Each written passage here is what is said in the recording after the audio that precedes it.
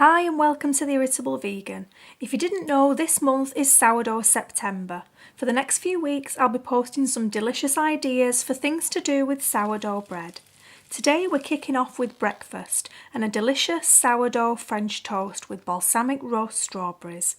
You'll be pleased to hear that white wheat sourdough has a generous safe serving of 100 grams, so plenty to get your teeth into. I hope you enjoy it. We'll begin by cutting 4 50-gram slices from a rustic, crusty, white wheat sourdough loaf. For this recipe, the slices need to be substantial enough to survive soaking, flipping and frying without breaking up. To a blender, add 130 grams of firm pressed tofu, 100 ml of almond milk, 100 grams of coconut yogurt, 2 tablespoons of peanut butter powder, 1 tablespoon of maple syrup, 1/4 teaspoon of cinnamon, 1/4 teaspoon of grated nutmeg, 1 teaspoon of vanilla extract and a tiny pinch of salt. Blend until a thick but smooth custard is formed. For the roast strawberries, add 300 grams of hulled halved strawberries to a mixing bowl. Drizzle over 1 tablespoon of balsamic vinegar, 1 tablespoon of maple syrup and an optional sprinkle of freshly ground black pepper.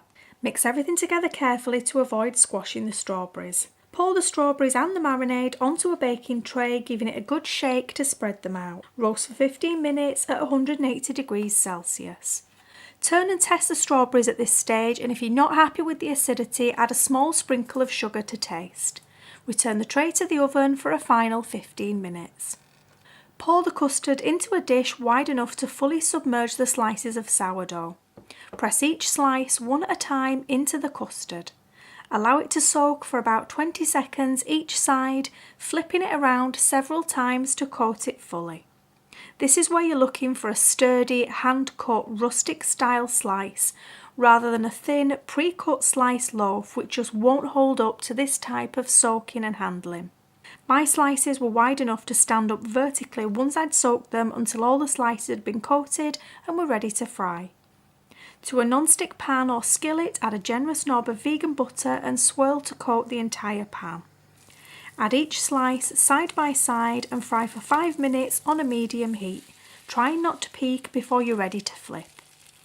Carefully flip each slice and continue to fry for 3 to 5 minutes until golden brown and toasted on both sides. And a quick word of warning, the combination of sugar, vinegar, syrup and strawberries totally destroys the baking tray. Don't use your best tray and be prepared for a heavy-duty soak and scrub. This French toast was deliciously hot and grilled on the outside and warm and fluffy on the inside. The custard is mildly sweet but enough to balance out the tartness of the balsamic roast strawberries. If you don't want to go the extra effort of roasting the strawberries, then it's just as tasty with fresh sliced strawberries instead. Due to the size and shape of my loaf, 2 slices equalled exactly 100 grams, which is a FODMAP safe serving. Obviously, this will vary with the size and shape of every loaf, so weighing your first slice and adjusting the cut from there is the best way to go.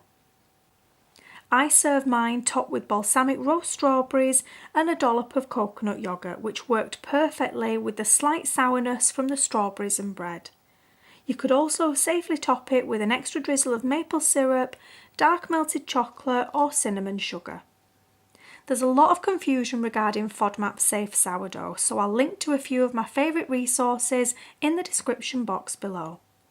If you're uncertain about giving sourdough a try, then save this recipe to a personalised phase playlist for future reference. With a few tweaks to the quantities, you could also use this recipe during your reintroduction phase when testing regular wheat bread. I'd love to hear in the comments below if you've experimented with sourdough bread and found a brand that works for you. I've got a few more sourdough September recipes, perfect for dinner and tea, coming up over the next few weeks. If you don't want to miss out on those, then be sure to subscribe and hit that bell. As always, thanks so much for watching and for all of your likes, comments and shares. I'll speak to you soon. Bye!